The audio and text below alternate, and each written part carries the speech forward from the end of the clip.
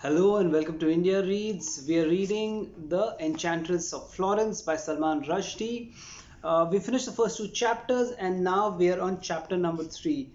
At dawn, the haunting sandstone palaces. So let's start.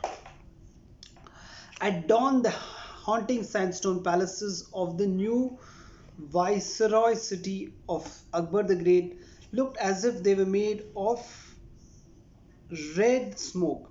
Most cities start giving the impression of being eternal almost as soon as they're born, but Sikri would always look like a mirage. As the sun rose to its zenith, the great bludgeon of the day's heat pounded the flagstones, deafening human ears to all rounds, making the air quiver like a frightened black buck and weakening the border between sanity and delirium, between what was fanciful and what was real. Even the emperor succumbed to a fantasy. Queens floated within his palace like ghosts, Rajput and Turkish sultanas playing Catch Me If You Can. One of these royal personages did not really exist. She was an imaginary wife dreamt by Akbar in a way that lonely children dream up imaginary friends. And in spite of the presence of many living, if floating concerts, the emperor was of the opinion that it was the real queens who wore who were the phantoms and the non-existent beloved who was the real. He gave her a name Jodha, and no man dared to gainsay him. Within the privacy of the women's quarters, within the silken corridors of her palace, her influence and power grew. Tansen wrote songs for her, and in the studio scriptorium, her beauty was celebrated in portrait and verse. Master Abdul Samad the Persian portrayed her himself, painted her from the memory of a dream without ever looking up on her face. And when the emperor saw this work, he clapped his hands at the beauty shining up from the page. You have captured her to the life, he cried. And Abdul Samad relaxed and stopped, feeling as though his head was loosely attached to the too loosely attached to the neck. And for this visionary work by the master of the Empress Aurelia had been exhibited, Atelier had been exhibited. The whole court knew Jodha to be real, and the great courtiers, the Navratna or nine stars, all acknowledged not only her existence but also her beauty, her wisdom, her grace, her moments, and the softness of her voice. Akbar and Jodhabhai, it was the love story of the age. The city was finished at last, in time for the emperor's 40th birthday. It had been 12 hot years in the making, but for a long time he had been given the impression that it rose up effortlessly year by year, as if by sorcery. His ministers of work had not allowed any construction to go forward during the emperor's sojourns in the new imperial capital. When the emperor was in residence, the stonemasons' tools fell silent, the carpenters drew no nails, the painters, the inlay workers, the hangers of the fabrics, and the carvers of screens all disappeared from view. All then, it said, was cushioned pleasure. Only noises of delight were permitted to be heard. The bells on the ankles of the dancers echoed sweetly, and the fountains twinkled, and the soft music of the genius Tansen hung upon the breeze. There was whispered poetry in the emperor's ear, and the Pachisi courtyard on Thursdays there was much languid play, with slave girls being used as living pieces on checkerboard floors. In curtained afternoons beneath the sliding pankhas, there was a quiet time for love. The city's sensuous hush was brought into being by the monarch's omnipotence as much as the heat of the day. No city is all palaces. The real city, built of wood and mud and dung and brick as well as stone, huddled beneath the walls of the mighty and the red stone plinth upon which the real upon which the royal residences stood. In the neighborhoods where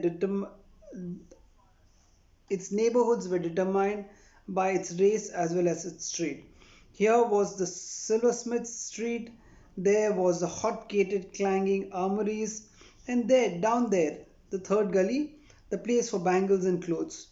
To the east was the Hindu colony, and beyond that, circling around the city walls, the Persian quarters, and beyond that, the gate of the Taranis, and beyond that, the vicinity of the giant gate of the Friday Mosque, the homes of those Muslims who were Indian born.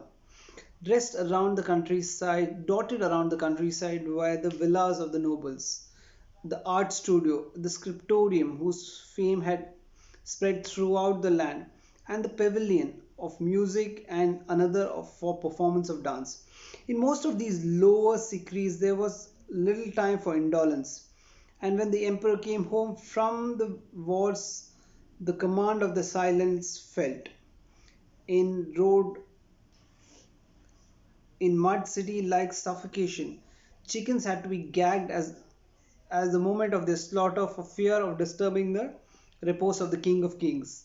A cartwheel that squeaked could earn the car's driver the lash, and if he cried under the whip, the penalty could be even more severe. Women giving birth withheld their cries, and show, dumb show of the market was a kind of madness. When the king is here, we are all mad, the people said, adding hastily, for there were spies and traitors everywhere. For joy. The mud city loved its emperor. It insisted that it did.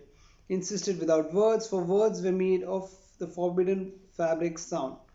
When the emperor set forth once more on his campaigns, his never ending, though always victorious, battles against the armies of the Gujarat and Rajasthan, of Kabul and Kashmir, then the prison of silence was unlocked and trumpets blew out and cheers, and people were able to tell each other everything that they'd obliged to keep unsaid for months on end.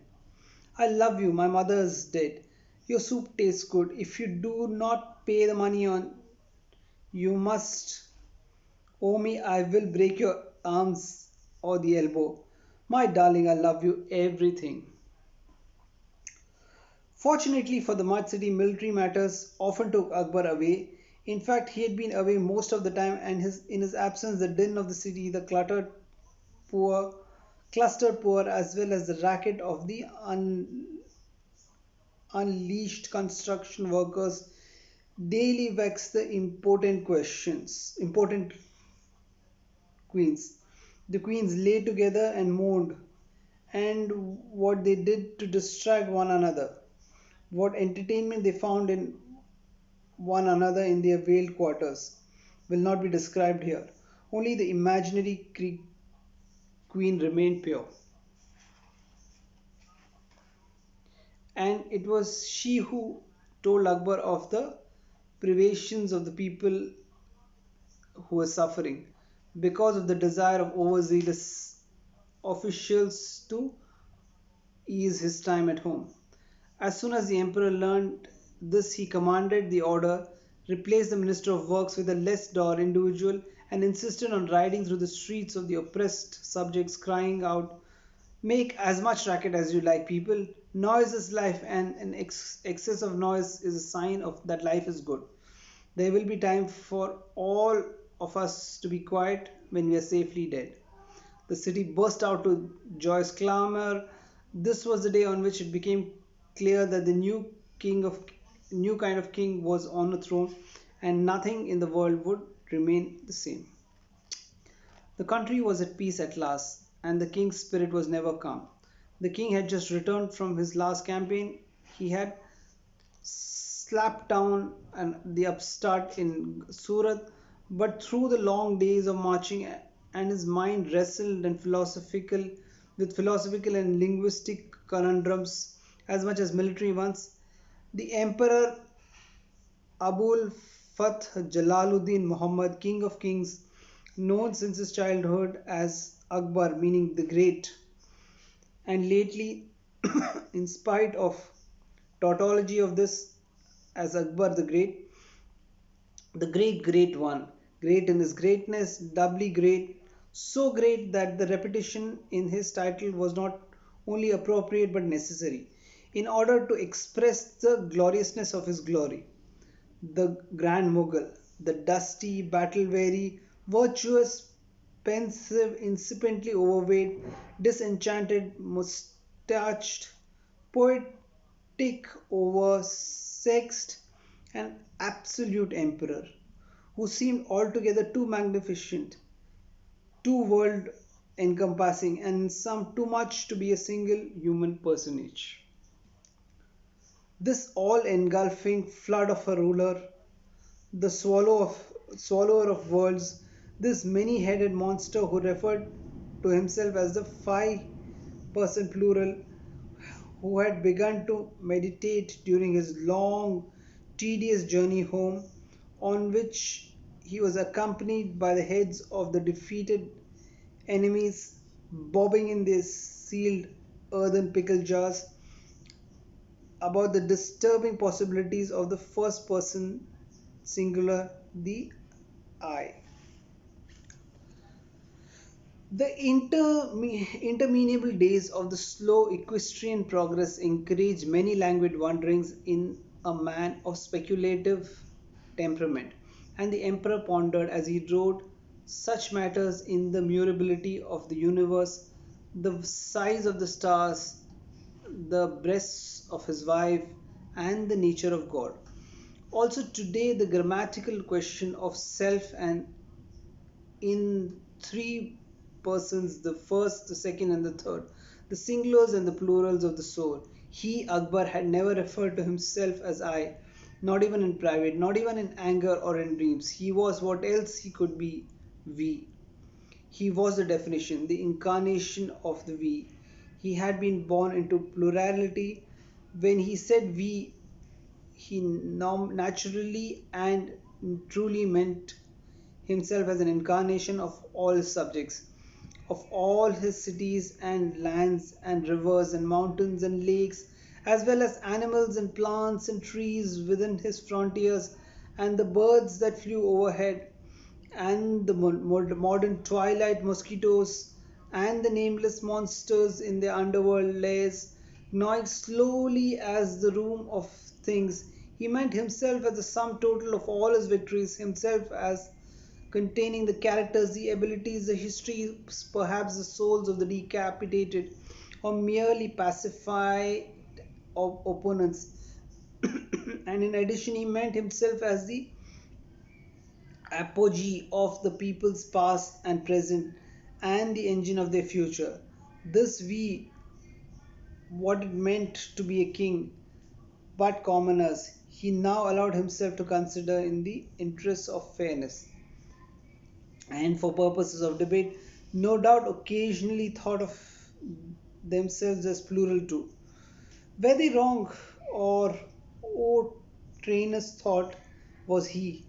Perhaps this idea of self as a community was what it meant to be a being in the world, any being, any human being. After all, inevitably, a being among other beings, a part of the highness of all things. Perhaps plurality was not as exclusive a king's prerogative. Perhaps it was not after all his divine right. One might further argue that since the reflections of the monarch were in all exalted and refined form, doubtless mirrored in the cogitations of his subjects, it was accordingly inevitable that the men and women over whom he ruled also conceived of themselves as we.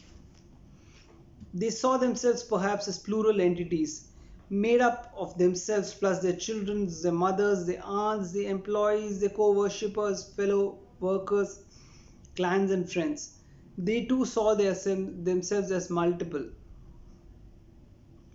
One self was the father of their children, other was the person's child. They knew themselves to be different with the employers than they were at home with their wives. In short, they were all bags of selves bursting with plurality, just as he was. Was there no essential difference between the ruler and the ruled? And now his original question reasserted itself in a new and startling form. If his many self subjects managed to think of themselves in a singular rather than plural, could he too be an I? Could there be an I that was simply owned? Was Were there such naked, solitary eyes buried beneath the overcrowded V's of the earth? It was a question that frightened him as he rode his white horse home, fearless, unvanquished, and it must be conceded, beginning to be fat. When it propped up into his head at night, he did not easily sleep. What should he say when he saw Jodha again? If he were to say simply, I am back, or is it I? She might be able to call him in return by that second person plural, that to which was reserved for children, lovers, and gods.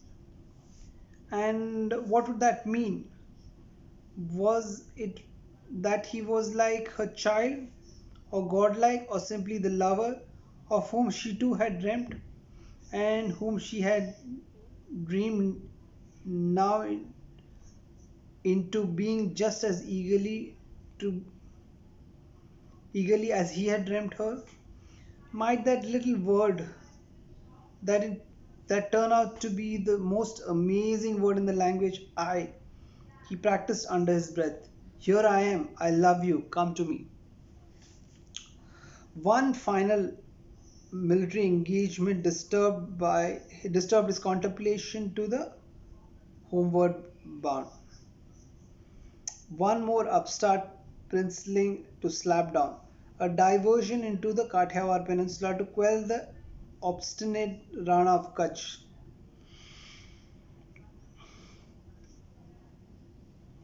Naheen, a young man with a big mouth and a bigger moustache.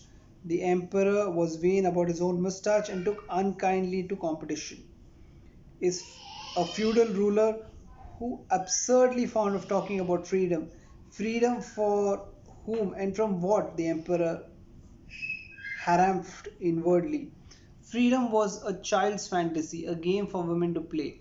No man was ever free. His army moved through the white trees of the Gir forest like silently approaching plague, and the pathetic little fortune fortress of Kuch Nahin, seeing the advent of death in the rustling treetops, broke its own rovers, run up a flag of surrender, and begged abjectly for mercy.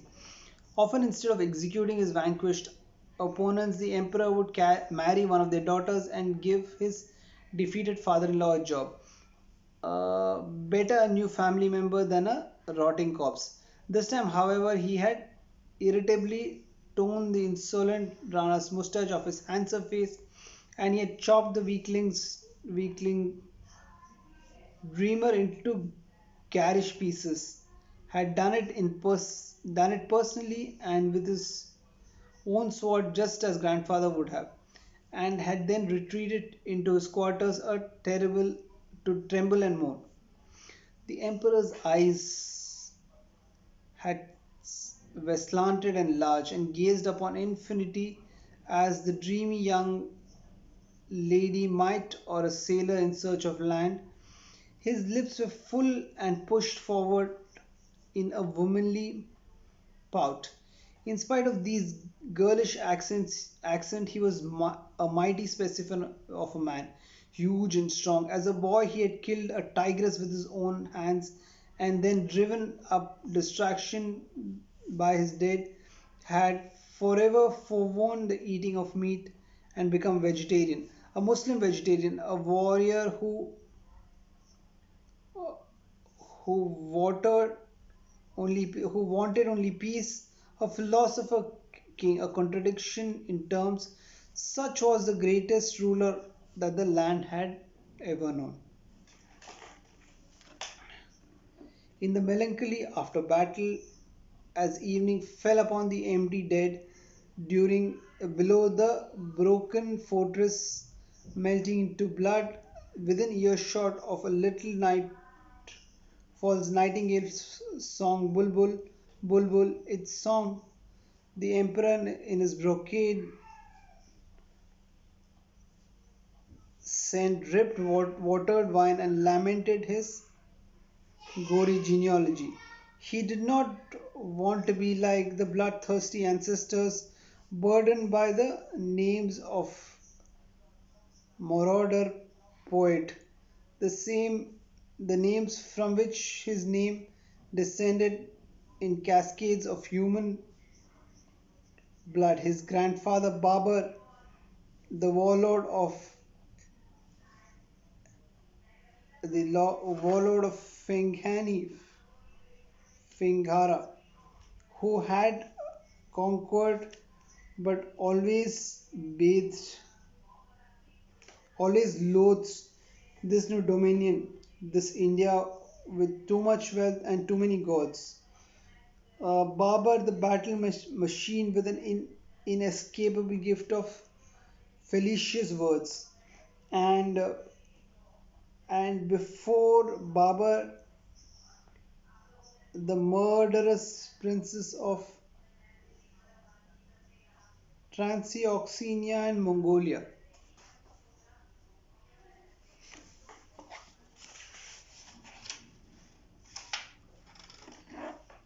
And the mighty Tenjiling above all, Genghis Chungra, Genghis or Chinggis Khan, thanks to whom he, Akbar, had to escape the name of Mughal, had to be the Mughal. He was not one, or did not feel himself like to be. He felt Hindustani. His horde was neither golden, blue, or white. The very word horde struck his subtle ears as ugly, swinish coats. He did not want hordes. He did not. Uh, he did not want to pour molten silver into the eyes of the vanquished foes or crush them to death beneath the platform upon which he was eating his dinner. He was tired of war. He remembered the tutor of his childhood, a Persian Mir, telling him that the man had that for a man to be at peace and focused, he must be at peace with all others. Suddhi Khud, complete peace. No Khan could understand such an idea. He did not want a khanate, he wanted a country.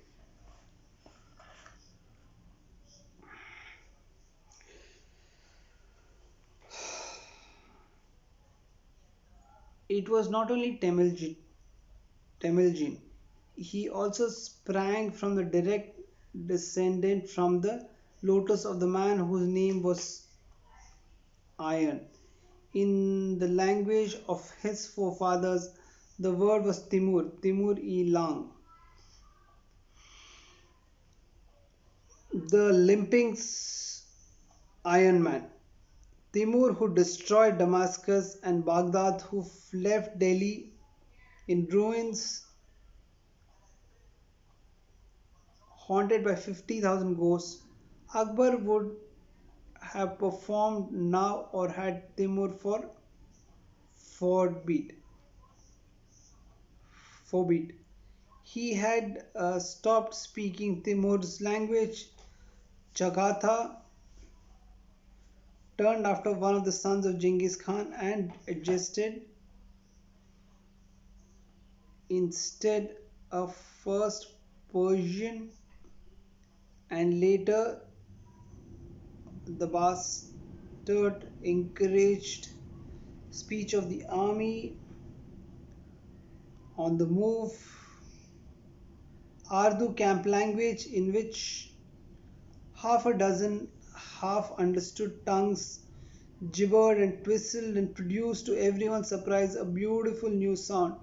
A poet's language had been out of soldiers' mouths. Okay, I'm going to stop here because it's being a bit of a struggle. I have to admit that I can't read very clearly. I'm still working on getting proper glasses. The light is not that strong, and let's take a break now. I want to recap whatever we've read till now because it's been interesting. It's been all about Akbar here. It's been about Akbar and his palace, his harem, his queens. There is a mention of the imaginary queen Jodha. So this is a queen that no one has seen and possibly does not even exist. But for Akbar, she's the one who exists, and all his other queens who were there in flesh and blood were imaginary to him, or rather were floating phantoms to him, and the one which was a floating phantom was the real one for him. So he made sure that everybody got to hear about Jodhabhai while they could not see because she was not there.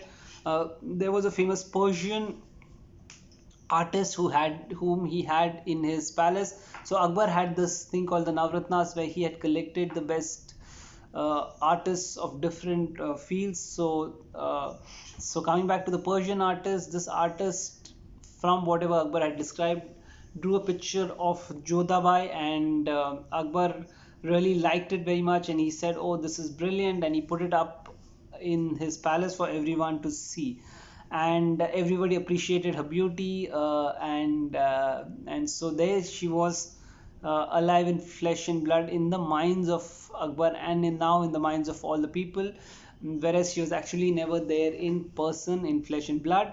uh, uh, Akbar also had Tansen, who was a very very famous singer, and Tansen used to sing about the beauty of Jodhabhai, and so there was this whole cult which was created about this uh, princess, or this queen who no one had seen, and this queen was constantly giving him advice on how to run the country, and he would listen to her advice. So was the legend. Now the city in which Akbar was had built his new capital, Sikri. The palaces were not fully complete. They had taken years and years to be completed, but they also took years because no work used to happen when Akbar was in town, which basically was because they wanted him to see the city as polished, clean, and without any sound. And so there was no construction, there were no people who were working, no painters, no bricklayers, no people who dig, and basically there was no noise. So even in the markets, in regular life, noise was not allowed, and that's how it was. Fortunately for the people who used to find it very suffocating, the emperor used to spend very little time. He would be constantly in war, trying to annex a capital or a city or a kingdom in Gujarat, in Kathiawad, in Rajasthan, and so he was mostly out of town. So whenever he used to step out of town, they were relieved because now they could go out, they could express, they could say all the things that they wanted to say, whatever it was. How are you? My mother is dead. I love you. I really like you. So on, so forth.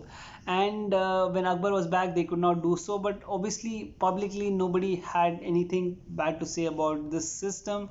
Obviously, because again, there were spies in the city, and they could not express themselves freely. Now, even this was apparently communicated to Akbar by his mystical, mysterious, non-existent wife, and he corrected it. That's about it for the first section, and in the second section, uh, it is all about Akbar and his court and courtiers, which we will kind of catch up on the next reading. So I'll catch up with you soon. Till then, you take care. Goodbye and